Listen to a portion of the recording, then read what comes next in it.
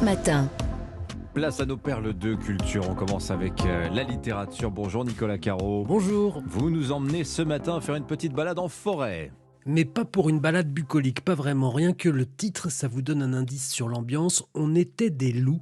10e roman de Sandrine Colette, c'est chez Lattès. On est dans une forêt, on ne sait pas exactement où.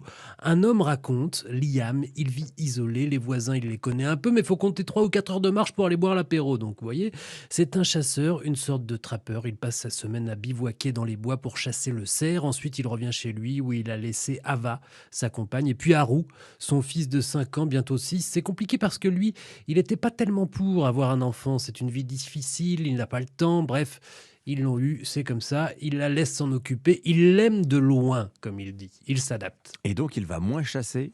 Mais il peut pas, puisque c'est son moyen de subsistance. Il faut vendre les peaux et la viande. Non, il continue, il pourrait changer de métier, mais il l'a choisi parce qu'il aime ça d'abord. Et puis, il a un peu de mal avec les gens en général. Et maintenant, ça fait 17 ans qu'il vit dans les bois et dans la montagne. Et puis, en fait, il est heureux. Bon. Mais un jour, il revient chez lui. Il était parti traquer un loup qui rôdait un peu trop près de la maison, histoire qu'il comprenne la notion de territoire. Et quand il rentre, il sent tout de suite que quelque chose ne va pas.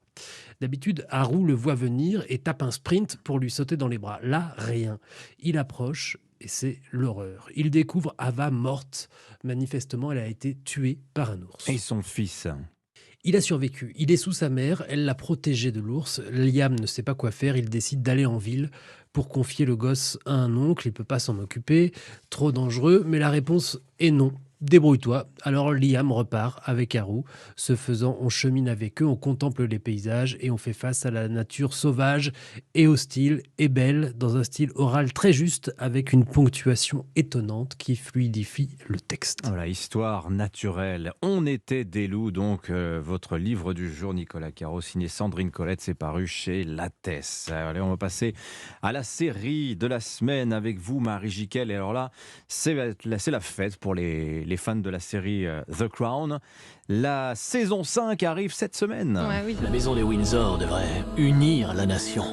Elle devrait donner l'exemple d'une vie de famille idéale. Cette situation ne peut qu'affecter la stabilité de notre nation. Welcome back dans les années 90, Dimitri, décennie crispante et dramatique pour l'entourage d'Elisabeth II, secouée par des scandales et des tragédies.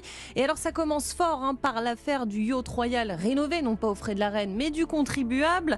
Le prince Charles qui pousserait sa mère à abdiquer pour poser son popotin plus rapidement sur le trône.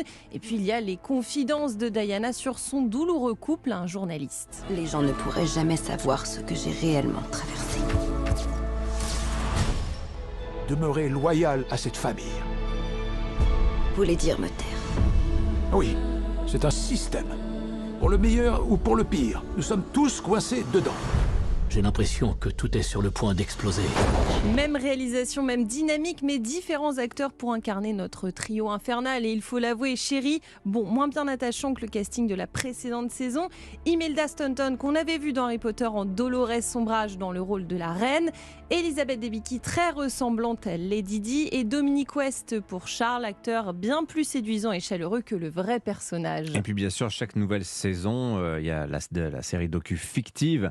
On a un lot important de démentis, de critiques. Alors cette 5e saison, elle a été vivement critiquée suite au décès, cette fois-ci dans la vraie vie, de la reine Elisabeth II. Oui, et parce que les sujets sont délicats comme les divorces ou l'incendie du château de Windsor.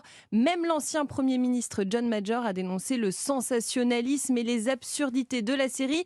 Et donc le géant Netflix a plié face aux critiques et a ajouté une mention inspirée de faits réels. En fait, Dimitri, plus la série est proche de nous dans le temps, plus les voix s'élèvent. Forcément. The Crown saison 5, en tout cas c'est vraiment l'événement série de la semaine sur Netflix. Et alors bonne nouvelle pour les fans, il paraît que la saison 6 elle est actuellement en tournage. L'équipe était à Paris ces derniers jours pour la scène de l'accident de Diana. Oui, on verra ce que ça donnera aussi au niveau des critiques. Ça va sortir. Exactement, dans le tunnel de l'Alma. Merci beaucoup Marie Jiquel. 7h51 sur Europe 1. Europe Matin.